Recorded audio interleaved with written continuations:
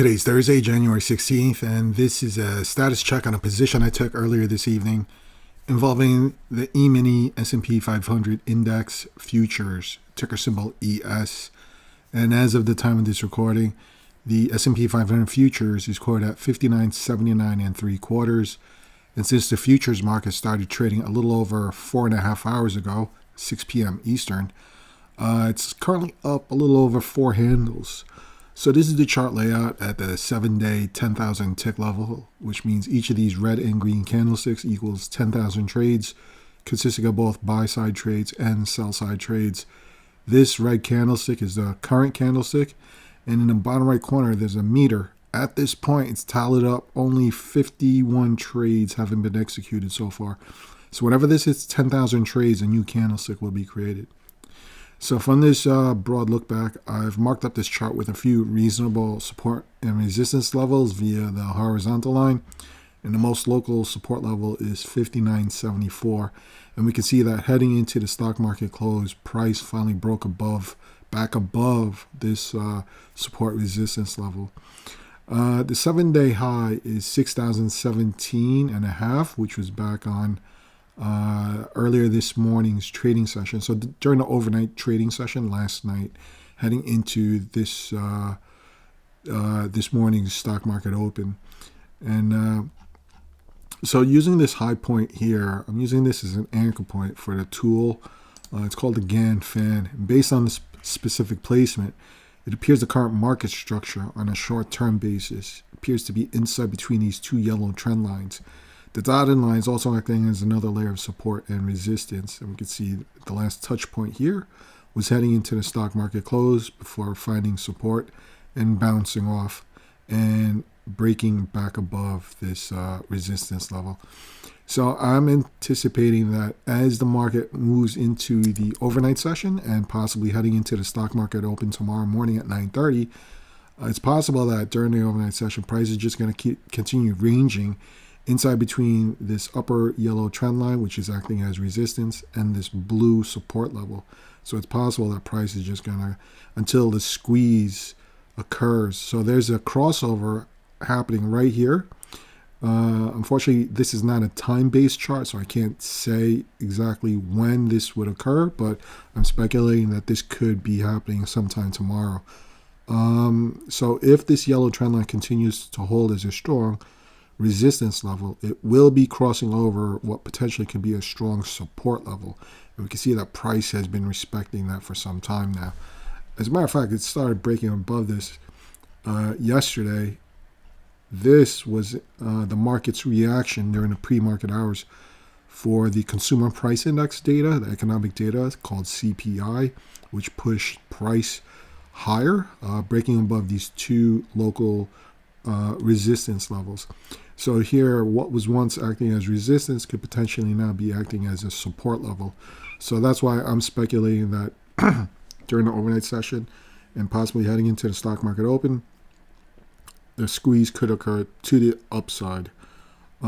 So with that, I thought while price was still below and inside this range, I thought this was an ideal opportunity to enter a long position. So as this candlestick was forming earlier this evening, again, this candlestick was formed at 8 p.m. this evening. So it's already been a little over 2 hours until this just recently closed and this new candlestick started forming. So it was on this candlestick at the 8 o'clock time frame that I entered the long position. And this line, it's just a visual reference as to where and when I took the trade on the long side. Now, I didn't long the actual futures. I went long via futures options. And with that, I'll switch over to the trade tab. So here under the option chain section of this dashboard, there's a flag position pegged to option contracts that will expire 8 days away, which is pegged to January 24th, next Friday. So down here at the bottom left are the details. So relative to the current spot price of 59.81 1/4, I selected the 6,100 strike price. And as a buyer of option contracts and bullish, I'm on the call side. So essentially what this contract is saying is that on or before the close of January 24th trading session, I'm anticipating S&P 500 will be at or above 6,100. Now, I only picked up one contract, and the reason being is that the multiplier is 50. So here, even though my entry is quoted at 485, well, I'll get into that in a little bit, but my entry price is 485 and the current spot price is 5.25. And the P&L, the profit and loss of the ledger, is reflecting a positive balance of $20. Now, here in the description it says 1/50. So the multiplier is 50. So to get the valuation on this trade, I need to take my entry price of 485, multiply that by 50, as that is the multiplier for this specific product. So one contract, it's actually valued at $242.50, not $4.85. So I thought I would just mitigate the risk with one contract. So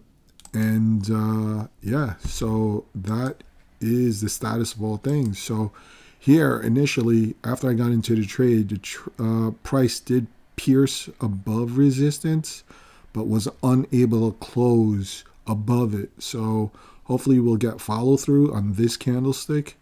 And if or when price closes above this resistance level, I'm speculating that momentum could be behind it, pushing price even higher.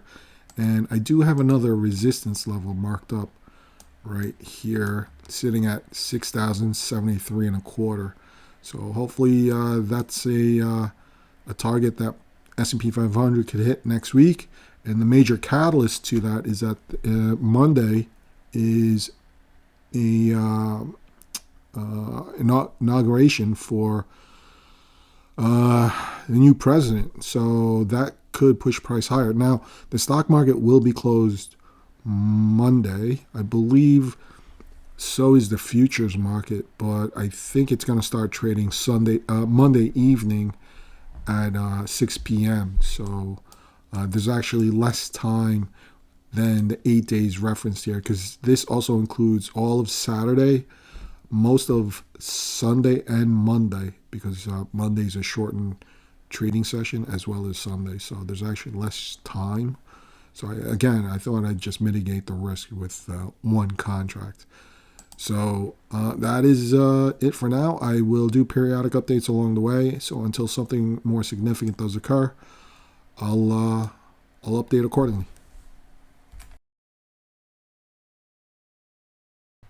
Today's Tuesday, January 21st, and with the calendar about to turn to January 22nd in about 25 minutes, I thought I'd do an end-of-day review on the current status on the S&P 500 position. As of the time of this recording, the S&P 500 futures is quoted at 6,102.25, and since the futures market started trading a little over 5 hours ago, it's up an additional 18 handles. So just to bring it back to last Thursday, this is where I entered that position, anticipating that price was going to eventually break to the upside. And since entering the trade, price did break to the upside, so much so that price was rejected at 6,073. It almost came down to retesting my initial entry, but fortunately the trade continued. The market started buying the dip at this point here, which was back on January 20th. And multiple attempts trying to break above this local resistance level. Price literally just went sideways and then has slowly started breaking back above this resistance level earlier this afternoon.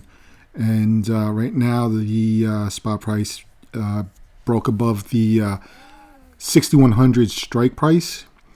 So with 3 days remaining, I thought I'd get ready to close this position out, because the next support resistance level I've marked up is this purple dash line. It's not confirmed. I thought this was just a reference point, but this is pegged to around 61.20. So I think price is about to, I think it's going to stall out here, and I think it might cool off and pull back at that point. So I'm looking to close out this position sometime tomorrow. If not, I'll place an order in tonight during the overnight session, and hopefully it'll get filled. But if I switch over to the trade tab, the position right here, the P&L, is reflecting a positive balance of a little over $1,000.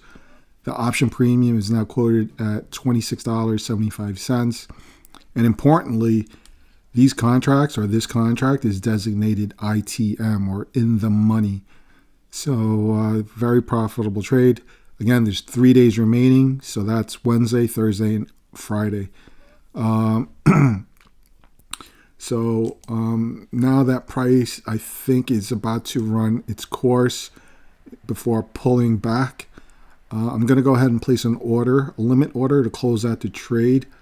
So with that, I'll switch over to this page right here. So this split screen, the chart on the left is the 7-day 10,000 tick chart, which is what I was covering. The chart on the right, it's specific to the option contract that I'm currently holding. So we can see here the premium's $26.75.